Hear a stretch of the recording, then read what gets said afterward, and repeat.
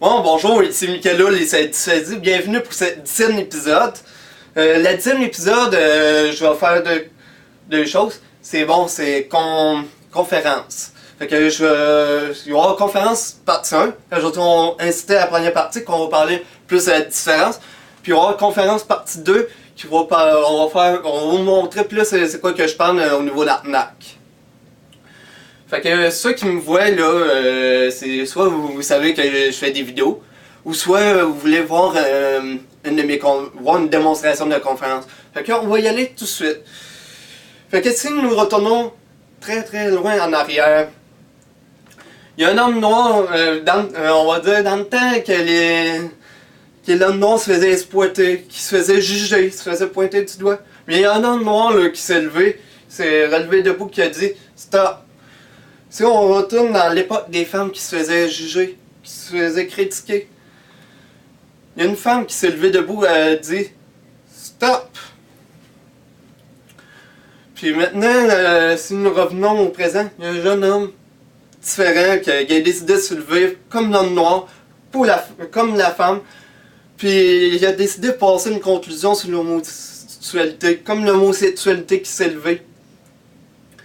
S'est levé debout pour dire stop, c'est assez la différence. Il a dit l'homme noir là, c'est une peau qu'il a, c'est une couleur qu'il a.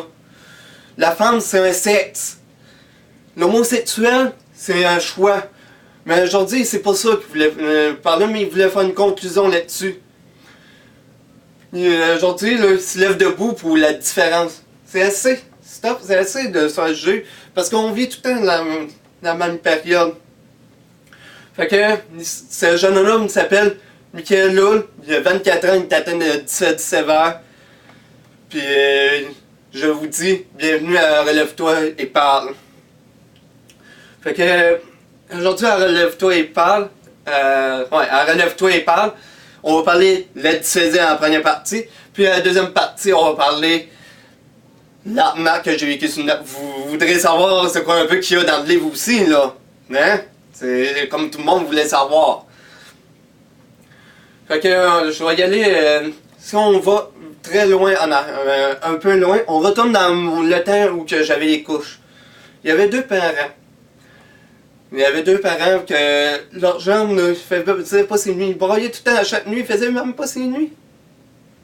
Les deux parents sont allés voir le spécialiste pour leur apprendre qu'il était atteint de dysphasie sévère.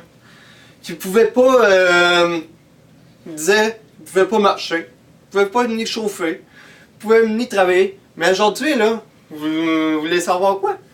Je peux chauffer, je peux conduire, je peux travailler. Oh, puis en même temps, je bédéguais, je peux marcher, je voulais dire. Mais, tu sais, apprendre ça là, par un spécialiste, c'est très dur pour un parent d'apprendre ça. Tu sais, c'est dépend d'un rêve. C'est que le rêve, voir son enfant atteindre l'école, avoir un métier plus grand, ou même peut-être de réaliser, il va réaliser des grandes choses. Fait que maman, comme, oui, elle était triste. Mais à un moment donné, elle s'est dit, mais regarde, je vais l'apprendre l'orthophoniste avec lui. Fait que maman a fait beaucoup d'orthophonistes avec moi, mais avec mon petit frère. Ce petit frère-là, j'appelle le petit frère grand frère. Puis je vais même vous dire son nom, c'est Guillaume Hull. Guillaume Hull, là, il a fait son petit frère grand frère depuis que je suis petit. Il m'aidait dans mes petits jeux d'orthophoniste. Puis on aimait ça, me dire. Puis dans ces jeux d'orthophoniste, on pêchait, on courait, puis il y avait toute une petite période de libre. Puis bon, si on embarque dans la période d'école, les classes, avant que les classes de langage existaient, parce que dans mon temps à moi, ça n'existait pas. Ouais, je suis quand même, ça semble un petit peu vieux dans mon temps à moi. Mais on va dire que je suis un vieux gars. Bon.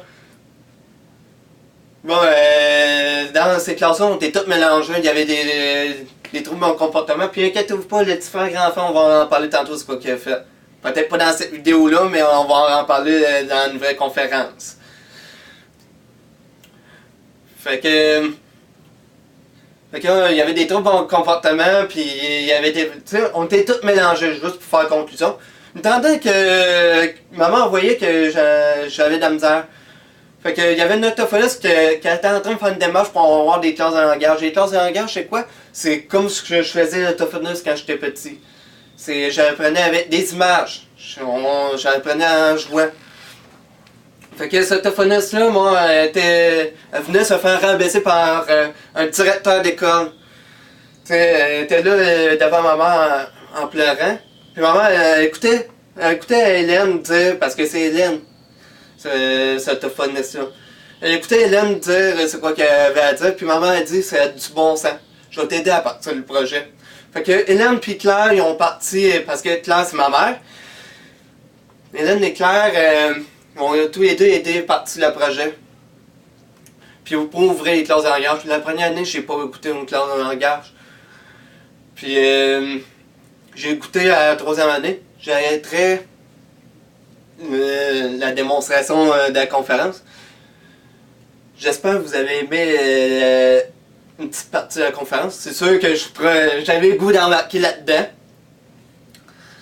Fait que ça, c'est une démonstration de la conférence. Je sais pas si vous avez aimé le départ, parce que ça, c'est le début de la conférence. C'est sûr, à un moment donné, je vais faire la deuxième partie de la conférence, qui va plus parler de l'APNAP, mais qui va parler des débuts quand je parle de l'APNAP. Si vous voulez savoir plus sur mes conférences, soit vous venez à mes conférences, ou soit vous écoutez les vidéos que je fais. Vraiment, les vidéos où je vous explique mes histoires, mais plus longues. Mais c'est sûr, les conférences, regarde, on sent qu'on embarque là-dedans. Que je vous remercie de m'avoir écouté, puis je vous souhaite une bonne journée.